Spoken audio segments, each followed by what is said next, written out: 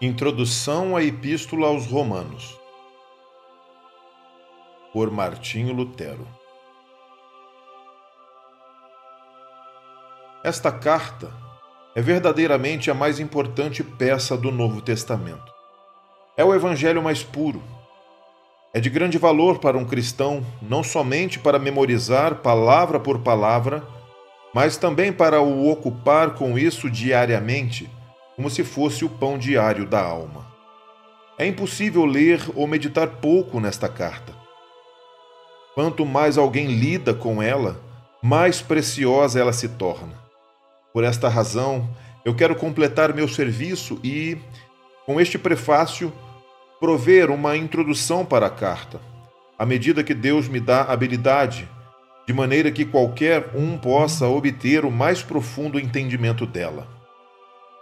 Até agora, ela tem sido colocada em trevas pelas interpretações, mas dentro dela está uma luz resplandecente, quase resplandecente o suficiente para iluminar toda a Escritura.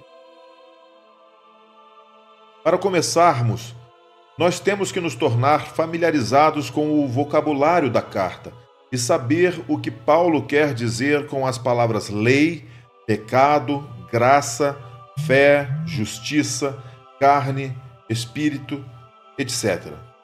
Do contrário, não há uso em lê-la. Você não deve entender a palavra lei aqui em padrões humanos.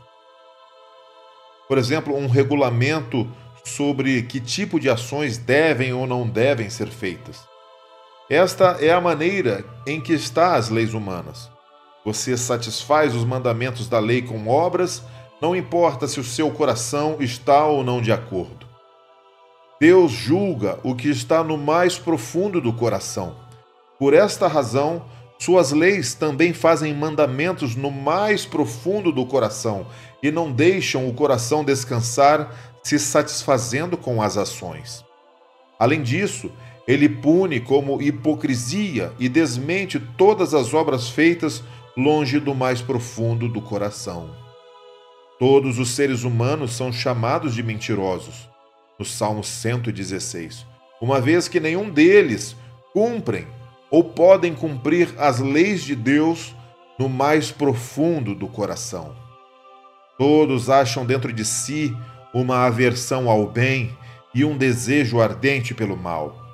Lá também o pecado está certamente para ser achado e, portanto, os seres humanos estão debaixo da merecida ira de Deus, mesmo que muitas boas obras e uma vida de honra apareça exteriormente ou não. Por esta razão, no capítulo 2, São Paulo acrescenta que os judeus são todos pecadores e diz que somente os cumpridores da lei são justificados aos olhos de Deus. O que ele está dizendo é que ninguém é um cumpridor da lei pelas obras. Externamente, ele diz para eles: vocês ensinam que não se pode cometer adultério e vocês cometem adultério. Vocês julgam outro de um certo assunto e se condenam a si mesmos naquele mesmo assunto, porque vocês fazem todas as mesmas coisas ao qual vocês julgam ao outro. Isto é como se ele estivesse dizendo: externamente você vive propriamente nas obras da lei e julgam aqueles que não estão vivendo a mesma maneira. Vocês sabem como ensinar todo mundo. Você olha o cisco no olho do outro, mas não nota a trave que está no seu próprio. Externamente, vocês tomam a lei com obras com o temor de punição ou amor pelo enriquecimento, ganho, lucro, acréscimo, vantagem. Da mesma maneira, vocês fazem tudo sem o desejo espontâneo e amor à lei, ou seja, vocês agem por aversão e força. Vocês deveriam viver de outra maneira se a lei não existisse. Segue-se então que vocês, no profundo do coração, são inimigos da lei.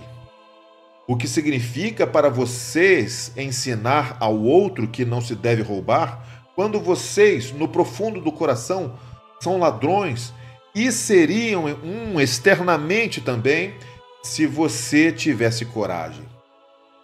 Com certeza, do outro lado, as obras não permanecem por muito tempo com tanta hipocrisia. Então, assim, vocês ensinam aos outros, mas não a vocês mesmos.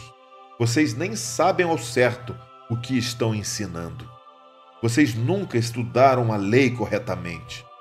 Mais adiante, a lei faz aumentar o pecado, como São Paulo diz no capítulo 5.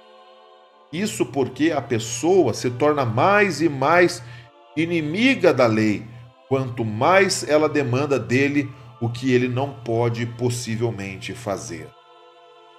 No capítulo 7, São Paulo diz: a lei é espiritual.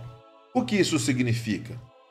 Se a lei fosse física, então ela poderia ser satisfeita com obras, mas desde que ela é espiritual, ninguém pode satisfazê-la, a menos que tudo o que ele faça jorre do profundo do coração. Mas ninguém pode dar um coração assim, exceto o Espírito de Deus, o qual faz a pessoa ser de acordo com ou como a lei. Assim que ele atualmente concebe um coração com o sentimento ardente pela lei e a partir daí, de hoje em diante, faz tudo, não através do medo e da força, mas de um coração espontâneo. Tal lei é espiritual desde que ela possa ser amada e cumprida por um tal coração e por um tal espírito espontâneo como esse. Se o espírito não está no coração, então permanece o pecado, com aversão e inimizade contra a lei, o que nela própria é boa, justa e santa.